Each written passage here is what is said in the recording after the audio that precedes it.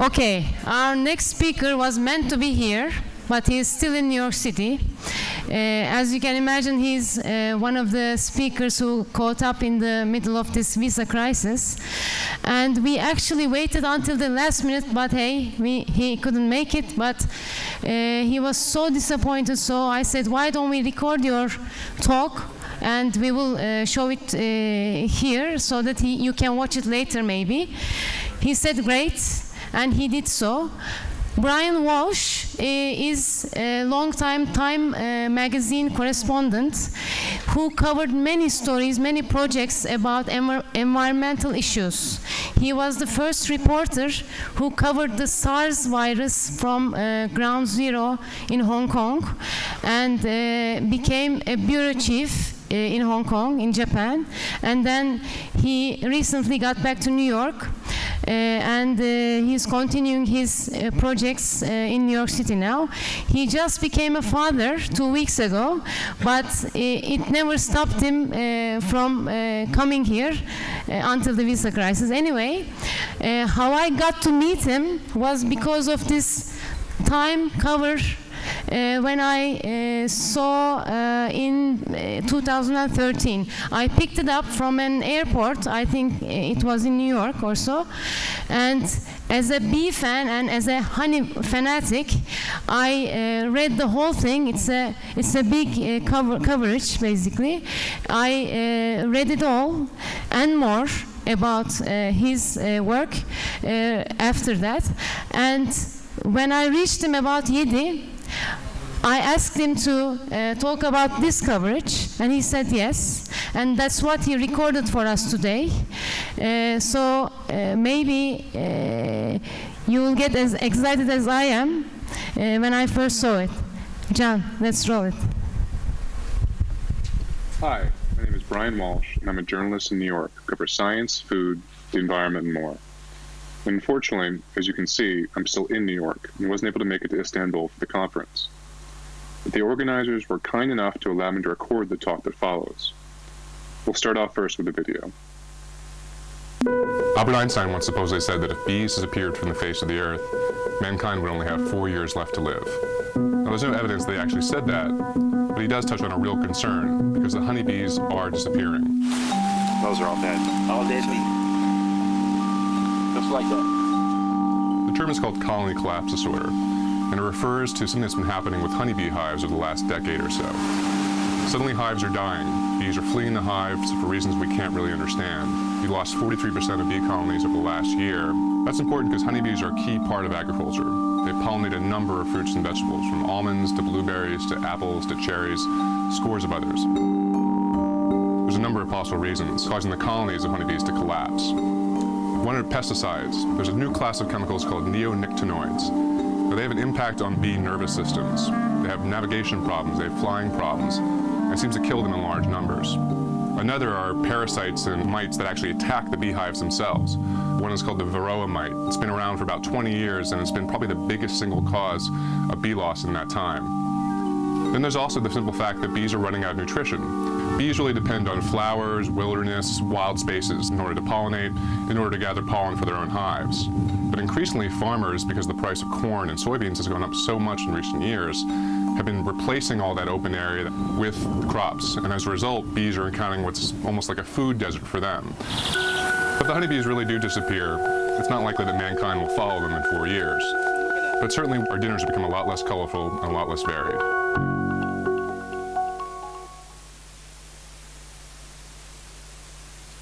In 2013, I wrote a cover story for Time magazine about the death of the honeybee. That's the story that went with the video you just saw. It was, I believe, the first time an insect had ever been on the cover of Time magazine. This took some doing on my part. Honeybees are generally not the stuff of news magazine cover stories. And yet that cover was one of those popular of the year for Time. And to this day, I still get emails and tweets about it. Something about the plight of the honeybee reverberated with readers around the world, even ones who had never seen a live honeybee in their life. Why? Well, honeybees are important. Insect pollinators like honeybees contribute to 1 in every 3 mouthfuls of food you'll eat today. From the almond orchards of Central California, where each spring billions of honeybees from across the U.S. arrive to pollinate a multi-billion-dollar crop, To the blueberry bogs of Maine, the bees are the unsung, unpaid laborers of the agricultural system, adding more than $15 billion in value to farming each year. A few months before I wrote that time story, a Whole Foods store in Rhode Island, as part of a campaign to highlight the importance of honeybees, temporarily removed from its produce section all of the food that depended on pollinators. Of 453 items, 237 vanished, including apples, lemons, and zucchini. Honeybees are the glue that holds our agricultural system together. And that glue is failing. You've probably heard the story. Around 2006, commercial beekeepers in the US began noticing something disturbing. Their honeybees were disappearing. Beekeepers would open their hives and find them full of honeycomb, wax, even honey. No bees, or at least no live ones. Scientists coined an appropriately apocalyptic term for the mystery malady, colony collapse disorder, or CCD. Beekeepers found themselves in the media spotlight, the public captivated by the hard-moving mystery of CCD. Now, more than a decade later, honeybees are still dying at alarming rates. This past winter, American beekeepers lost 33% of their honeybee colonies. That's actually lower than in previous years, but still double the acceptable rate. Now, as beekeepers will tell you, bees die, often in large numbers and even in otherwise healthy hives. But replenishing dead hive after dead hive puts intense pressure on beekeepers and farmers. The $4 billion almond crop in California wouldn't exist without professional honeybee pollination. And that's just the tip of the iceberg. A recent UN report found that 235 to 577 billion, that's billion with a B, in global crops could be negatively impacted if pollinators of the honeybee continue to disappear. So I think readers at that time knew that honeybees were important, and they worried about the impact of their disappearance, even their extinction. And they suspected that human beings were at fault. They weren't wrong. Pesticides are a major suspect behind bee deaths, especially a class called neonicotinoids, which seem to affect bees and other insects even at what should be safe doses. Other possibilities are bee-killing pests like the terrifyingly named Varroa destructor, a parasitic mite that has ravaged honeybee colonies since it was accidentally introduced into the US in the 1980s. There are also bacterial and viral diseases. I think the lack of a clear culprit only deepened the mystery and the fear, heralding what some environmentalists call a second silent spring, a reference to Rachel Carson's breakthrough 1962 book, which is widely credited with helping launch the environmental movement. A confusion surrounds the disappearance of the bees, a sense that we're inadvertently killing a species that we've tended and depended on for thousands of years. The loss of the honeybees would leave the planet poorer and hungrier. What's really scary is the fear that the bees may be a sign of what's to come, a symbol that something is deeply wrong with the world around us. If we don't make some changes soon, we're going to see disaster, and the bees are just the beginning. The honeybee is a victim of natural menaces like viruses and unnatural ones like pesticides. It's worth remembering the bee itself is not a natural resident of North America. It was imported to what is now the US in the 17th century. As European colonists invaded North America, their honeybees followed them, so much so that Native Americans called the insect the white man's fly. And while we might think of the honeybee as an emblem of nature, it's not really. Honeybees have more in common with domestic livestock like cattle and chicken, species of animals that have been domesticated in the service of our agriculture. All but 5 to 10% of American honeybees are kept by commercial beekeepers, not so much to make honey, despite the name, but to pollinate crops. And just like domestic food animals, honeybees are often worked close to death.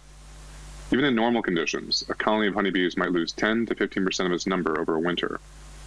The conditions now are anything but normal. Honeybees in the US are shipping from coast to coast to pollinate important commercial crops. The travel and the conditions where they're kept all take a toll on the insects. Once in the field, they face a number of threats.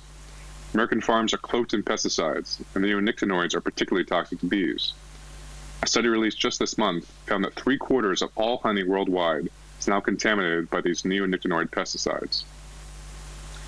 Neonicotinoids are known as systematics, which means that seeds are soaked in the chemicals before they're planted.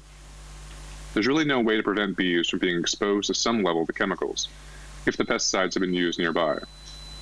Other research has shown that neonicotinoids attack their nervous system, interfering with bees' flying and navigation abilities, even though that doesn't kill them immediately. The delayed but cumulative effect of repeated exposure might explain why colonies keep dying off year after year, despite the best efforts of beekeepers, as if the bees were being poisoned very slowly. Even if pesticides are a big part of the bee death mystery, there are other suspects, including pests that feast on bees. Worse is the Varroa destructor, that microscopic mite that burrows into the brood cells that host baby bees. The mites are equipped with a sharp, two-pronged tongue that can pierce a bee's exoskeleton and suck its hemolymph, the fluid that serves as blood in bees.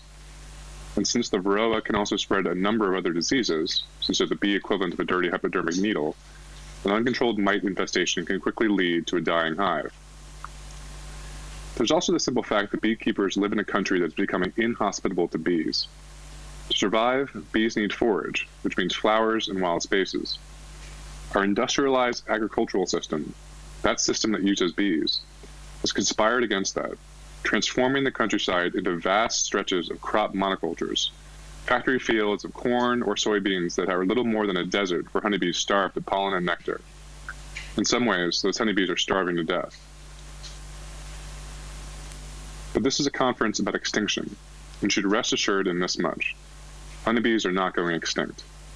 Despite losing more than a third of their honeybees each year, the total number of managed honeybee colonies in the U.S. has stayed mostly stable throughout the colony collapse crisis. For all the enemies that are massing against honeybees, the beepocalypse isn't quite upon us yet. But losing millions upon millions of honeybees each year puts intense pressure on the beekeepers. And while the honeybee might survive, the average beekeeper may not.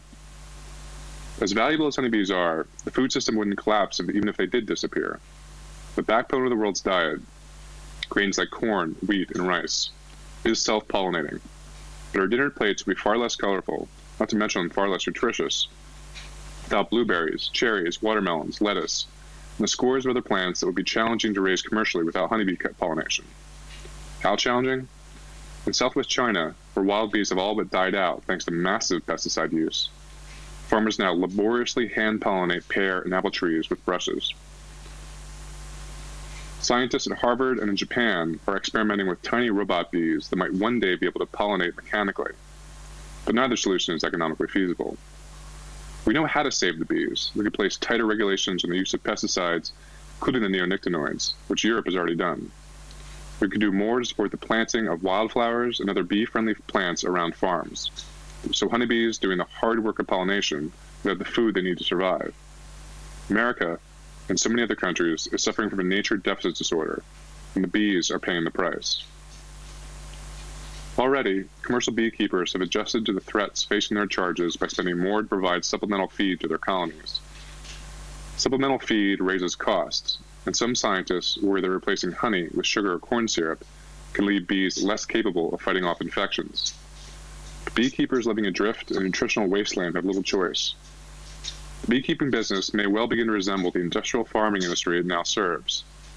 Fewer beekeepers running larger operations that produce enough revenue to pay for the equipment and technologies needed to stay ahead of an increasingly hostile environment. Bees may end up as managed as cattle, pigs, or chicken. We put them into confinement and bring the food to them. That's something no one in the beekeeping world wants to see, but it may be the only way to keep honeybees going. And as long as there are almonds, apples, apricots, and scores of other fruits and vegetables that need pollinating, and farmers willing to pay for the service, beekeepers will find a way. So if the honeybee survives, it likely won't resemble what we've known for centuries.